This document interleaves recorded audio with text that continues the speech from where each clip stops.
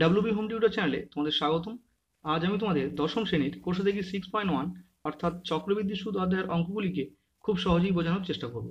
তো যারা এখন আমার আগের পার্ট দেখোনি, এই ভিডিওর নিচে ডিসক্রিপশন বক্স থেকে তোমরা আগের পার্ট দেখে নিতে পারো, কিংবা চ্যানেলের প্লেলিস্ট সেকশনে গিয়ে সেখান থেকেও তোমরা আগের পার্ট দেখে নিতে পারো। তো আমি আগের পার্টে 15 পর্যন্ত অঙ্কগুলিকে খুব সহজেই বুঝিয়েছিলাম। এখন 16 অঙ্ক কি বলছে দেখো। কোনো নির্দিষ্ট পরিমাণ মূলধনের 1 বছরের সরল সুদ 50 টাকা এবং 2 বছরের চক্রবৃদ্ধি সুদ 102 টাকা হলে মূলধনের পরিমাণ ও বার্ষিক সুদের হার হিসাব করে লিখি। তাহলে অঙ্কটিতে দেওয়া আছে 1 বছরের সরল সুদ কত, 50 টাকা, আর 2 বছরের চক্রবৃদ্ধি সুদ কত দেওয়া আছে, 102 টাকা। আমাকে নির্ণয় করতে হবে মূলধনের পরিমাণ অর্থাৎ আসলের মান, আর বার্ষিক সুদের হার অর্থাৎ আর এর মান নির্ণয় করতে হবে। তো দেখো, এখানে যেহেতু দেওয়া আছে 1 বছরের সরল সুদ 50 টাকা, তাহলে আমরা অনায়াসেই নির্ণয় করতে পারি 2 বছরের সরল সুদ কত হবে, 100 টাকা। কেন বের করছি? কারণ এখানে আমার 2 বছরের চক্রবৃদ্ধি সুদের মান 102 টাকা দেওয়া আছে। তাহলে প্রথমেই আমরা লিখছি, যেহেতু 1 বছরের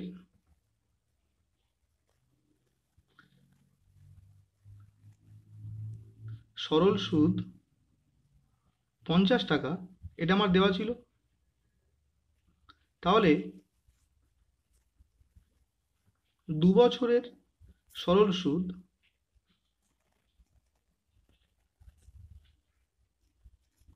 তাহলে কত হবে? তাহলে নিশ্চয়ই 50 ইন্টু 2, যেহেতু 2 বছরের নির্ণয় করছি, অর্থাৎ কত হলো, 100 টাকা। অঙ্কে দেওয়া আছে 2 বছরের চক্রবৃদ্ধি সুদ কত, 102 টাকা, সেটাকে আমরা লিখে নিচ্ছি। তাই লিখছি আবার 2 বছরের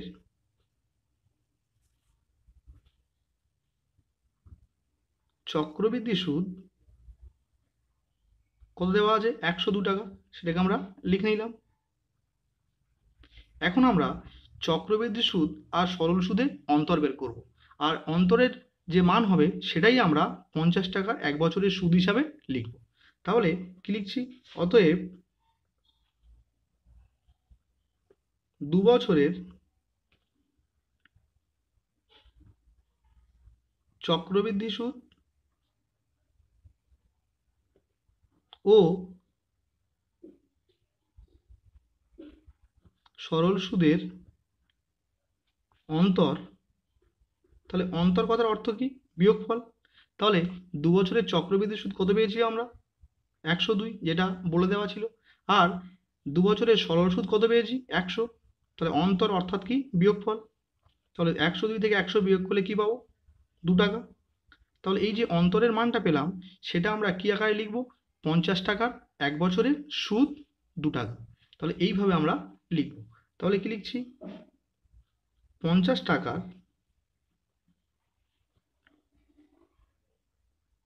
1 বছরের সুদ কত টাকা, 2 টাকা। যেহেতু আমার বার্ষিক সুদের হার অর্থাৎ আর এর মান চেয়েছে, তাই আমরা 100 টাকার 1 বছরের সুদ নির্ণয় করব। তাহলে কি লিখছি, 50 টাকার 1 বছরের সুদ 2 টাকা হলে, তাহলে 1 টাকার 1 বছরের সুদ কত হবে, 2/50, 50টা নেমে যাবে এখানে। আর 100 টাকার মান বের করব, যেহেতু আমরা বার্ষিক সুদের হার নির্ণয় করছি, তাই 100 টাকার 1 বছরের সুদ, তাহলে 2/50 ইন্টু 100 টাকা। তাহলে 50 দিয়ে কাটলে কত হবে, 2। তাহলে 2 দুগুণে 4 টাকা। তাহলে এই যে 4 এর মান বেরোলো, এটাকেই আমরা লিখব বার্ষিক সুদের হার। তাহলে কি লিখব, অতএব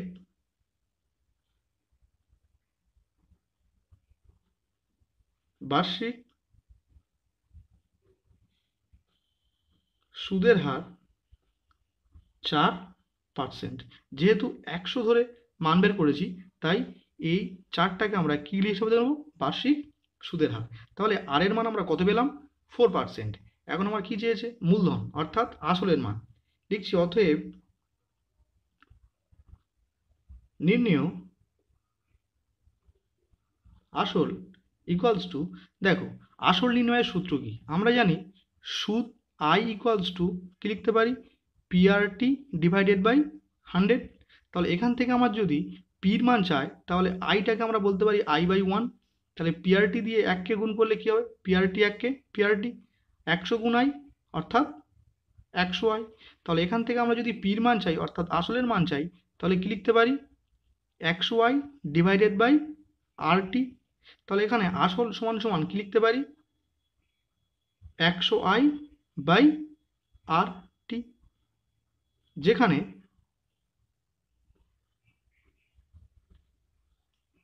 পি ইকুয়ালস টু আমাদের আননোন অর্থাৎ অজানা রাশি, আই ইকুয়ালস টু অর্থাৎ সুদের মান কোত্থেকে পাবো। দেখো অঙ্কটির প্রথম লাইন যদি আমরা ভালোভাবে লক্ষ্য করি তাহলে এখানে কি বলে দেওয়া আছে, 1 বছরের সরল সুদ 50 টাকা, অর্থাৎ সুদের মান কত 50 আর সময় কত 1 বছর। তাহলে এখান থেকে আমরা লিখতে পারি আই ইকুয়ালস টু কত, সুদ তাহলে 50 টাকা আর টি অর্থাৎ সময় কত 1 বছর। এখন যদি আমরা আই আর এবং টির ভ্যালু এখানে পুট করি তাহলে আমরা কিসের মান পেয়ে যাব, আসলের মান পেয়ে যাব। তাহলে 100 ইন্টু আই কত টাকা 50 টাকা ইন্টারেস্ট, আর রেট কত, সুদের হার 4%, যেটা অঙ্কে বলে দেওয়া ছিল, কারণ আমরা অ্যান্সার পেয়েছিলাম কত 4%, তাই আরের জায়গায় কি লিখছি 4% ইন্টু সময় অর্থাৎ টির মান কত 1। তাহলে এখানে কাটলে 4 25 100, 5 25 125 আর একটা শূন্য, তাহলে আসলের মান কত হলো 1250 টাকা।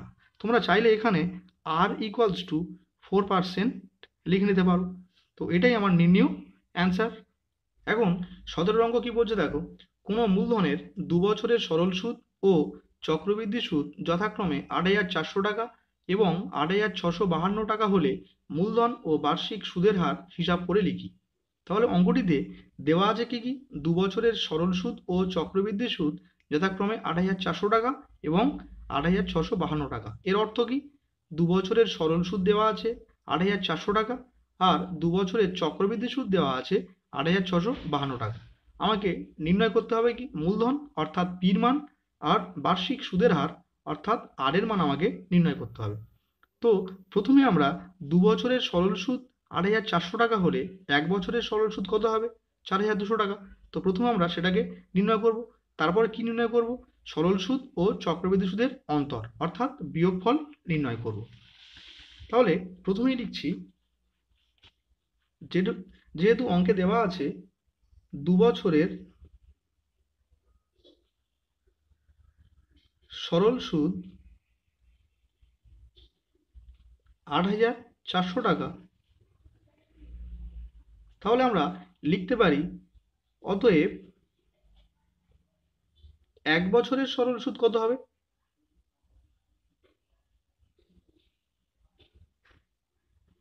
নিশ্চয়ই এর হাফ অর্থাৎ 8,400 ডিভাইডেড বাই 2, তাহলে কি হবে 4,200 টাকা। তাহলে আমরা 2 বছরের সরল সুদ 8,400 টাকা হলে 1 বছরের সরল সুদ কত পেলাম 4,200 টাকা। আর অঙ্কে দেওয়া ছিল কি 2 বছরের চক্রবৃদ্ধি সুদ, আবার 2 বছরের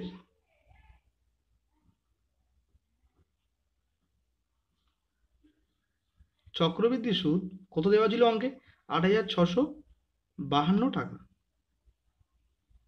তো সেটা আমরা লিখে নিলাম। তাহলে এখন কি বের করব, 2 বছরের চক্রবৃদ্ধি সুদ ও সরল সুদের অন্তর। তাই লিখছি অতএব 2 বছরের চক্রবৃদ্ধি সুদ ও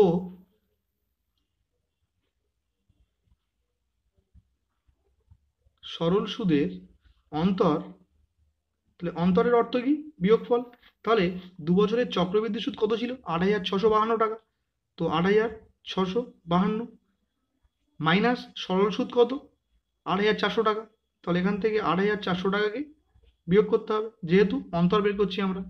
তাহলে কত হবে 2 5 2 252 টাকা। তাহলে এই যে চক্রবৃদ্ধি সুদ ও সরল সুদের অন্তর বের করলাম, এটাকে আমরা পরের লাইনে কি লিখব? 4,200 টাকার 1 বছরের সুদ 252 টাকা। তাহলে পরের লাইনটা আমাকে কিভাবে লিখতে হবে? 4,200 টাকার 1 বছরের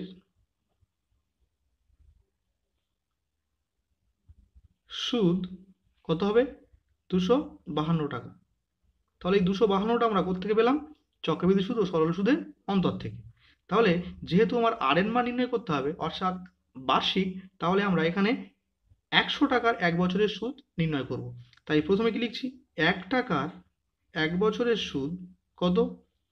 252 ডিভাইডেড বাই কত? 4,200, কারণ এটা নেমে যাবে। আর 100 টাকার 1 বছরের সুদ তাহলে কত হবে? 252 ডিভাইডেড বাই 4,200 ইন্টু 100। তাহলে এখানে আমি দুটো করে শূন্য কাটতে পারি, আর 42 দিয়ে 252কে কাটলে কত হবে? 6। তাহলে 6 টাকা। তাহলে এই যে 6 টাকা পেলাম, এটাকেই আমরা কি লিখব? অতএব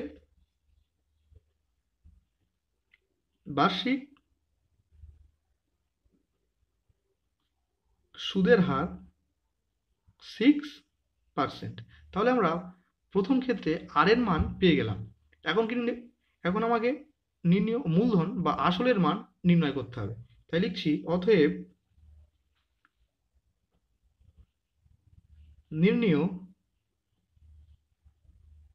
আসল ইকুয়ালস টু, তাহলে দেখো সুদ অর্থাৎ ইন্টারেস্ট নির্ণয়ের সূত্র কি ছিল? আই সমান সমান PRT ডিভাইডেড বাই 100। তাহলে এখান থেকে পির মান কত হবে? 100I by RT। তাহলে আসল অর্থাৎ সূত্র কি হবে? 100I বাই RT, যেখানে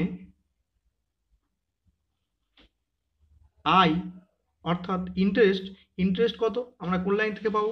দেখো 1 বছরের সরল সুদ কত টাকা? 4,200 টাকা। তাহলে ইন্টারেস্ট অর্থাৎ সুদের মান কত? 4,200 টাকা। আর 1 বছর অর্থাৎ টির মান কত? 1 বছর।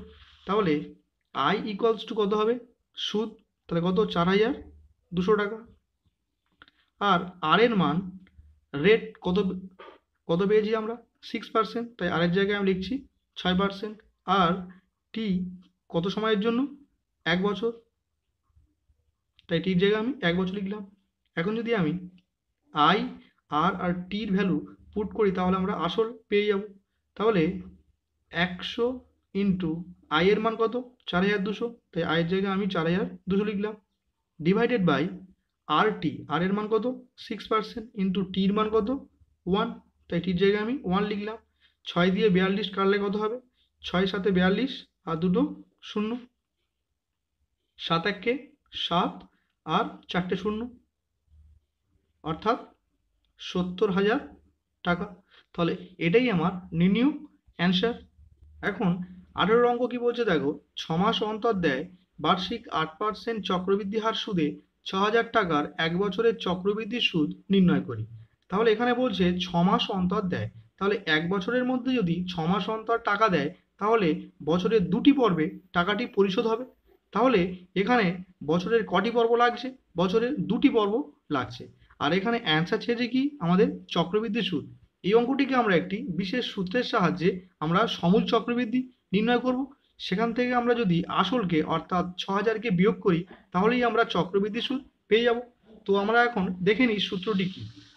সূত্রটি ছিল বার্ষিক R% চক্রবৃদ্ধি সুদের হারে চক্রবৃদ্ধি সুদের পর্ব 2 হলে n বছরের সমূল চক্রবৃদ্ধি অর্থাৎ সুদাসল বের করার সূত্র হলো P into 1 plus R/2 divided by 100 whole to the power 2n। তাহলে এই সূত্রের সাহায্যে আমরা সমূল চক্রবৃদ্ধি নির্ণয় করব। সেখান থেকে আমরা আসল অর্থাৎ 6,000কে যদি বিয়োগ করি তাহলেই আমরা চক্রবৃদ্ধি সুদ পেয়ে যাব। তাই কি লিখছি? 6 মাস অন্তর দেয় 6 মাস অন্তর দেয় অর্থাৎ বছরের 2টি পর্ব। তাহলে অতএব 6,000 টাকার বার্ষিক 8% চক্রবৃদ্ধি সুদের হারে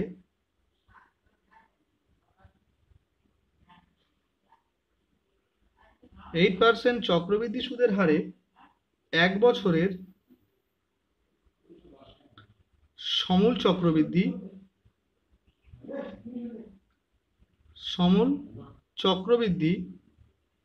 ইকুয়ালস টু, তাহলে সমূল চক্রবৃদ্ধি নির্ণয়ের সূত্রটি কি ছিল? তাহলে P into 1 plus R/2 divided by 100 whole to the power 2n, যেখানে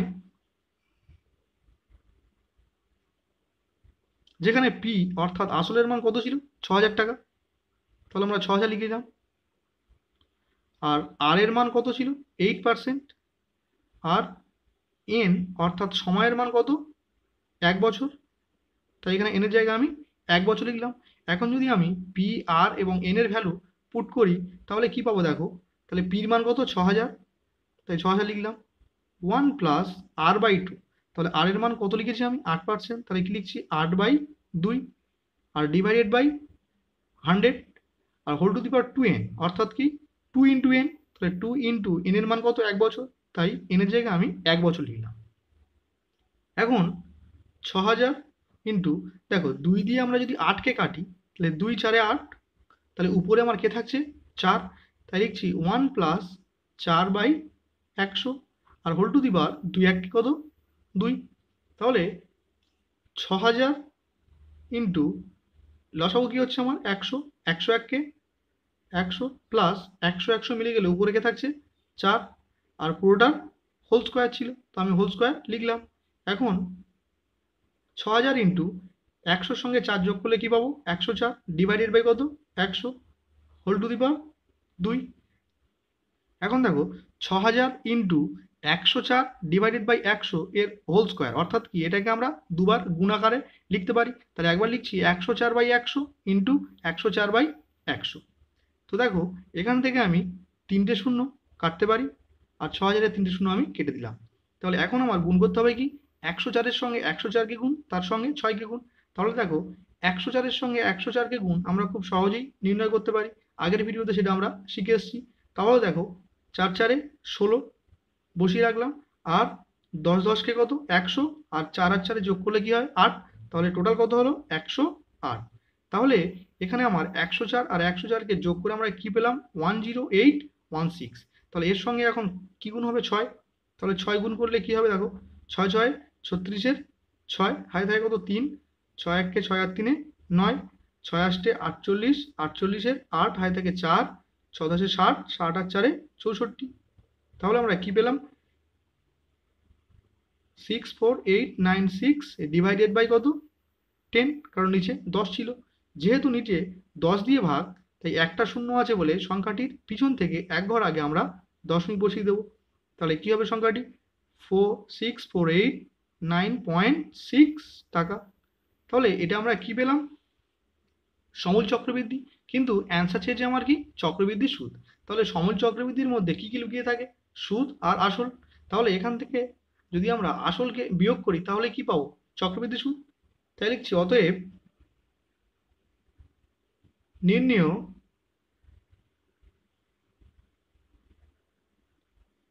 চক্রবৃদ্ধি সুদ। তাহলে কি করতে হবে? সুদাসল বা সমূল চক্রবৃদ্ধি থেকে আমরা আসলকে বিয়োগ করবো। তাহলে আসল কত ছিল? 6000 টাকা, তাহলে এখান থেকে আমার 6000 টাকা বিয়োগ করতে হবে। তাহলে বিয়োগ করলে কি পাবো? 489.6, তাহলে এত টাকা। তো এটাই আমার নির্ণেয় অ্যান্সার। এখন 19-এর অঙ্ক কি বলছে দেখো, 3 মাস অন্তর দেয় বার্ষিক 10% চক্রবৃদ্ধি হার সুদে 6250 টাকার 9 মাসের চক্রবৃদ্ধি সুদ হিসাব করে লিখি। তাহলে এখানে দেখো 3 মাস অন্তর দেয়, তাহলে 1 বছরের মধ্যে যদি 3 মাস অন্তর টাকা দেয় তাহলে বছরের কটি পর্বে টাকাটি পরিশোধ হবে? 4টি পর্বে। তাহলে এখানে 3 মাস অন্তর দেয়, অর্থাৎ বছরের কটি পর্ব? 4টি পর্ব। আর এর মান কত দেওয়া আছে? 10%। আর 6250 টাকার অর্থাৎ আসলের মান কত? 6250 টাকা। আর সময় 9 মাস দেওয়া আছে। তাহলে প্রথম কাজ আমার 9 মাসকে আমরা বছরে নিয়ে যাব, কারণ মাসে অঙ্ক করা যাবে না। তাহলে আমরা 9 মাসকে যদি আমরা বছরে নিয়ে যাই, তাহলে 9কে কত দিয়ে ভাগ করতে হবে? 12 দিয়ে। তাহলে প্রথমেই লিখছি 9 মাস সমান সমান 9/12 বছর। যেহেতু 3 মাস অন্তর টাকা দেয়, অর্থাৎ বছরে 4টি পর্ব, তাই আমরা অঙ্কটিকে এই সূত্রের সাহায্যে সলভ করার চেষ্টা করব। তাহলে সূত্রটি কি আছে দেখো, বার্ষিক 8% চক্রবৃদ্ধি হার সুদে বছরের চক্রবৃদ্ধি সুদের পর্ব 4 হলে n বছরের সমূল চক্রবৃদ্ধি কত? তাহলে p into 1 plus r/4 divided by 100 whole to the power 4n। যেহেতু অঙ্কটিতে চক্রবৃদ্ধি সুদ চেয়েছে, কিন্তু আমরা নির্ণয় করব সমূল চক্রবৃদ্ধি, তার থেকে আমরা যদি আসলকে বিয়োগ করি তাহলেই আমরা চক্রবৃদ্ধি সুদ পেয়ে যাব। তাহলে কি লিখছি দেখো, 3 মাস অন্তর দেয়, অর্থাৎ বছরের কটি পর্ব? বছরের 4টি পর্ব। অতএব 6,250 টাকার বার্ষিক 10% চক্রবৃদ্ধি সুদের হারে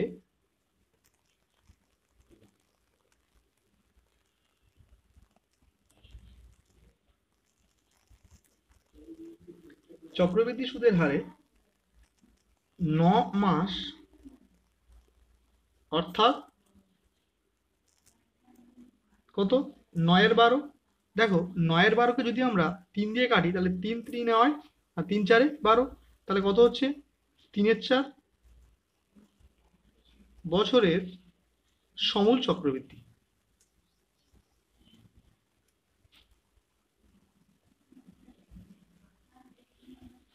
ইকুয়ালস টু, তাহলে সমূল চক্রবৃদ্ধি বের করার সূত্র কি জানি আমরা? p into 1 plus r/4 whole divided by 100 whole to the power 4n, যেখানে p কত, অর্থাৎ আসল কত? 6,250 টাকা। আর r এর মান কত দেওয়া আছে? Rate of interest 10%। আর n অর্থাৎ সময় কত দেওয়া আছে? 9 মাস। আর 9 মাসকে আমরা বছরে প্রকাশ করেছি, কত পেয়েছি? 3/4 বছর। তাহলে n এর জায়গায় আমি কি লিখছি? 3/4 বছর। এখন যদি আমরা p, r এবং n এর ভ্যালু এখানে পুট করি তাহলে কি পাচ্ছি দেখো, তাহলে p এর মান কত? 6,250 টাকা। 1 প্লাস r এর ভ্যালু কত? 10%। তাহলে r এর জায়গায় লিখছি আমি 10 ডিভাইডেড বাই কত? 4। আর নিচে কি ছিল? 100 whole to the power 4n, অর্থাৎ কি 4 ইন্টু n এর ভ্যালু কত? 3/4। এখন আমি 4 4কে কাটতে পারি। দেখো 10/4, এটাকে যদি আমরা 2 দিয়ে কাটি তাহলে উপরে কি হচ্ছে? 5 2 10, আর নিচে কি হচ্ছে? 2 2 4। তাহলে এটাকে কি লিখতে পারি? 6,250 ইন্টু 1 প্লাস, দেখো উপরে তাহলে কে আছে? 5, আর এই 2টাকে যদি আমরা নিচে নামিয়ে আনি তাহলে 2 100 200 হোল টু দি পাওয়ার কত থাকছে? তাহলে 3, অর্থাৎ কিউব। এখন 6,250 ইন্টু 1 প্লাস, দেখো এখানে আমি 5 আর 200কে কাটতে পারি, তাহলে 5 দিয়ে কাটলে 5 1 5, আর 5 4 20, আর একটা 0, অর্থাৎ 1 বাই কত হলো? 40 হোল কিউব। এখন 6,250 ইন্টু লসাগু কি হচ্ছে? 40। 40 1 40 প্লাস 1, অর্থাৎ 41। তাহলে 41/40 হোল কিউব। এখন 6,250 ইন্টু 41/40 হোল কিউবকে আমরা কি লিখতে পারি? 41/40 3বার গুণ। তাহলে 41/40কে আমি 3বার গুণ আকারে লিখে নিলাম। এখন একটা শূন্যকে দিয়ে একটা শূন্য কাটলাম। এখন যদি আমি 40 আর 625কে 5 দিয়ে কাটি তাহলে 5 8 40, আর 5 125 625। আবার যদি 40 আর 125কে কাটি 5 দিয়ে তাহলে 5 8 40, আর 5 25 125। তাহলে নিচে গুণ করলে কি হচ্ছে? 8 8 64, 64 8 আর 4 গুণ করলে কত হচ্ছে? 256। আর উপরে আমাকে 41 41 41 তার সঙ্গে 25কে গুণ করতে হবে। এই গুণটা তোমরা নিজেরাই করে নিও। গুণের গুণফল হবে 17230025।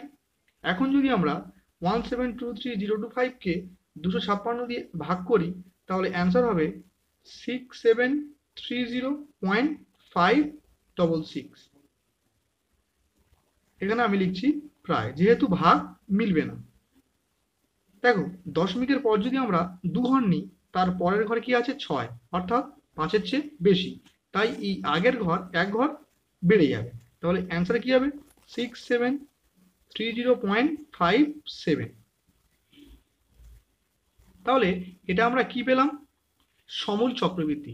কিন্তু অঙ্কে আমাকে নির্ণয় করতে বলেছে কি চক্রবৃদ্ধির সুদ। তাহলে যদি আমরা সমূল চক্রবৃদ্ধি থেকে আসলকে বিয়োগ করে দিই, অর্থাৎ 6250কে বিয়োগ করে দিই, তাহলেই আমরা চক্রবৃদ্ধির সুদ পেয়ে যাব। তাই লিখছি অতএব নির্ণেয়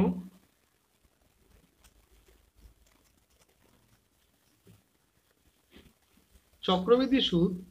তাহলে কি করতে হবে? সুদ আসল অর্থাৎ সমূল চক্রবৃদ্ধি থেকে আসলকে বিয়োগ, তাহলে আসল কত ছিল? 6250 টাকা। তাহলে আমরা যদি এখান থেকে বিয়োগ করে দিই তাহলে কি পেয়ে যাব? চক্রবৃদ্ধি সুদ। তাহলে